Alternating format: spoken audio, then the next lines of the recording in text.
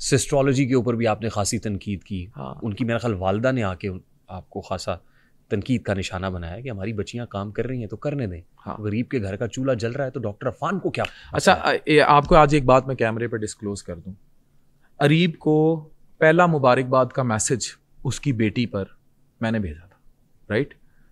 मैं on camera इनकी से इख्तलाफ कर सकता हूँ, whatever they are doing. मेरा इनसे नज़रियाती इख्तलाफ है, शख्सी इख्तलाफ नहीं है, ये चीज़ मैं क्लियर कर दूँ। और डेफिनेटली मैं खुद कंडेम करता हूँ, इवन इनकी फैमिली के लोग इस बात को कंडेम करते हैं कि this is not right. But वहीं से उनकी भी एक चीज़ जनरेट होती है, वो ये कहते हैं कि लोग हमें किसी और फॉर्म में एक्सेप्ट नहीं करते और उनके पास कुछ और है नहीं दिखाने को। अब कुछ है नहीं, वो ये दिखा रहे हैं, मैं उसको जस्टिफाई नहीं करता, वो गलत है, मेरा नज़रियाती इख्तलाफ है और मेरी तनकीद उन पर हमेशा रहेगी है। मैं इस चीज़ पर समझता हूँ कि जैसे बैटिंग ऐप का मामला हुआ इकरा कबल को लेकर या डकी को लेकर, इन लोगों को कदरे सिंबल ऑफ सिग्नेचर बनाकर फॉर जेन जी इन लोगों को रिलीफ देना चाहिए और इनको सिंबल बना दिया जाए कि भाई ये हो सकता है, इसको एज ए टेस्ट केस लिया जाए आपके। हाँ, और नेक्स्ट ऐसा ना करें। और पाकिस्तान में जैसे टिकटॉक लाइव और डांस कल्चर पे बैन है, वैसे ही फैमिली व्लॉगिंग के क्रिंज पे, प्राइवेसी ब्रीच पर बैन होना चाहिए। ठीक। कि किसी शख्स को ये इजाज़त नहीं होनी चाहिए कि वो अपने बेडरूम में अपने कमरों को शूट करे। ये बड़ी थिन लाइन है बिटवीन मॉरल्स। इसको NCCIA, पैमरा या साइबर इसको कैसे इंप्लीमेंट कराएगा, दे नो इट। हाँ, डिजिटल मीडिया के लिए रूल्स एंड रेगुलेशंस होने चाहिए, इसको रेगुलेट होना चाहिए, अपनी प्राइवेसी ब्रीच मत कीजिए। मैं बड़ा क्लियर हूँ, मैं और नाजिश हम आपको कभी अपनी प्राइवेसी ब्रीच करते और ये खुद के लिए भी सेफ नहीं है जी, फिर बातें बनेगी। अच्छा, ये सब कुछ डॉक्टर अफान जो इन सब्जेक्ट्स पे आप बात करते हैं, व्यूज लेने के लिए करते हैं?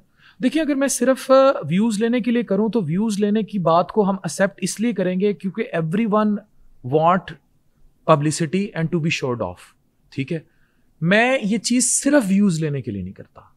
हाँ, ये चीज व्यूज देती है एंड आई एक्सेप्ट इट कि many of the people including you, me, Bilal मार्थ, Patlu, everyone do it to be in public attention, but in what form this matters, right. सिर्फ व्यूज लेने के लिए नहीं ये सब करते। पब्लिक अटेंशन के लिए बाज़ औक़ात क्या कभी ऐसे हुआ आपसे कि आपने बहुत जल्दी कोई वीडियो या कंटेंट बना दिया हो जिस पे आपको पशेमानी हुई हो? हाँ, एक दफ़ा मेरे से हुआ और वो चीज़ मुझे हुक हुई थी। मैं बरमला उसका इजहार करता हूँ और मैंने बाकायदा उस चीज़ का डाया वो नहीं था जिस तरफ डाया चला गया। मुझे एक डाटा मौसूल हुआ और फूड अथॉरिटी में मेरे एक दोस्त थे, मेरे पास डायसेंट्री के बहुत केस रिपोर्ट हो रहे थे, डायरिया के, गैस्ट्रोएंटराइटिस के। उन्होंने कहा कि आजकल तरबूज बहुत आम है और जो लोकल कुछ वेंडर्स हैं वो स्क्रीन वाले टीके लगा रहे हैं, राइट। व्हेन वी सर्च्ड और हमने वो डाटा निकाला तो वो डाटा सामने आ गया कि जनाब ये टीका इस तरह लगाया जाता है, राइट। हमने एक छोटी सी वीडियो बनाई और हमने उस वीडियो में सिर्फ इतना बताया कि इसमें इस तरह टीका लगाया जा सकता है और वो वीडियो एक इंडियन कंटेंट की कॉपीड थी और वो बड़े ही मारूफ किस्म के ब्लॉगर थे और बड़ा रिसर्च्ड कंटेंट था, ऐसा नहीं था कि चब्बल ही मार दी थी, राइट। अब हुआ ये कि मुझे उस टाइम तक अंदाजा ही नहीं था कि मेरी कही बात का जो इम्पैक्ट है वो इस कदर शदीद है। अब हुआ ये कि वो तो सिर्फ बात की गई थी चंद लोकल वेंडर्स की। मैंने लफ्ज भी लोकल वेंडर बोला, शायद वो लोगों को समझ नहीं आया। लोकल वेंडर का मतलब होता है आम, रेड़ी, बान, चंद, ये अल्फाज थे उस वीडियो में। डाया इतना बड़ा हुआ, लोगों ने ऑल ऑफ दी सडन, क्योंकि डायसेंट्री के केसेस फैले हुए थे, तरबूज की सेल रुक गई, फैसलाबाद के ताजरों ने 10 अरब का हरजाना कर दिया। हाँ जी, हरजाना ही कर दिए। तो वो ये करते रहे, लीगल नोटिस भेजते रहे और किसान मुझसे नाराज हो गए। तो मैंने फिर एक वीडियो भी बनाई, मैंने किसानों से माफ़ी भी मांगी और मैंने 15 दिन पहले ही, जब गंदम का इनका मसला था, तो मैं खेतों में खड़ा होकर वीडियो बना चुका था। और अब भी जब मैं अंदर जाता हूँ तो किसान, मेरे जैसा जट बंदा किसानों को डिसोन कैसे कर सकता है? मेरे तो दादा परदादा खुद किसान है, मेरी तो खून के अंदर किसान बहता है, तो उसको गलत रंग दे दिया गया।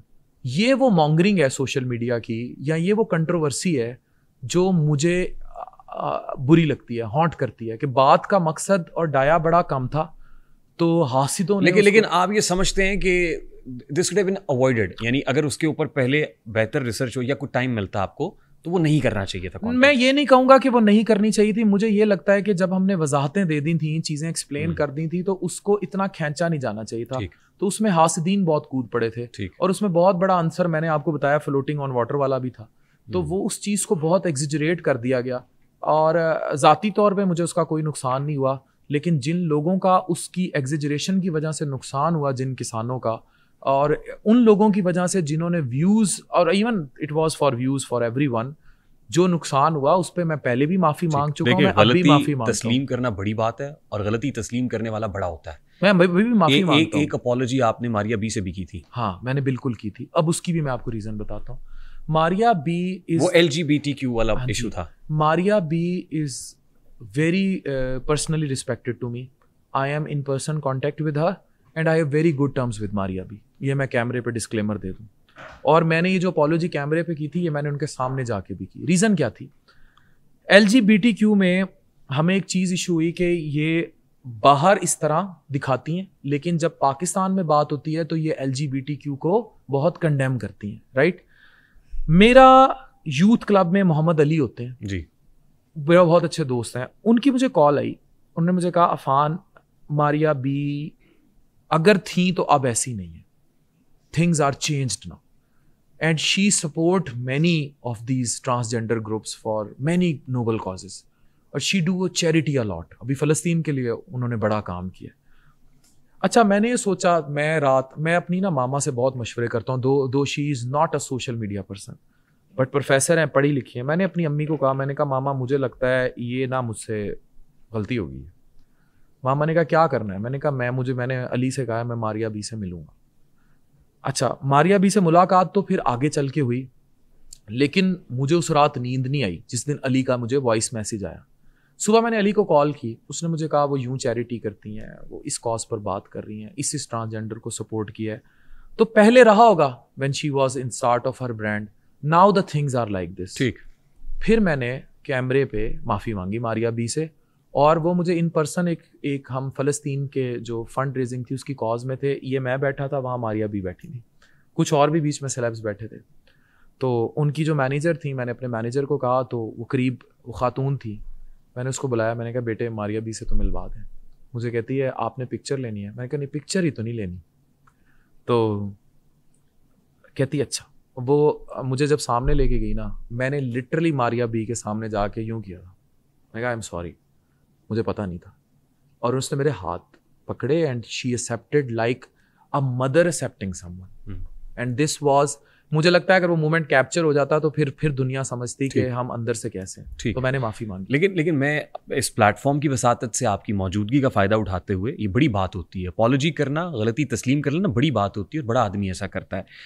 मैं अपने जर्नलिस्ट दोस्तों को भी और जितने लोग कंटेंट क्रिएशन में हैं उनसे दस बस्ता कहना चाहता हूँ कि पहले ठोक बजा के रिसर्च करके और फिर काउंटर चेक करके, क्योंकि हमारे यहाँ मेन स्ट्रीम मीडिया में तो डिफरेंट फनल्स होते हैं, स्टोरी ऐसे नहीं होती, रिपोर्टर आता है तो फौरन चल जाती है, ऐसे नहीं होता। एडिटर्स होते हैं, एडिटोरियल बोर्ड होता है, कंट्रोलर होता है, डायरेक्टर होता है, फिर जाके कहीं एयर होती है, सुराही आएगी, खम आएगा, फिर जाम आएगा, इतनी जल्दी नहीं होता।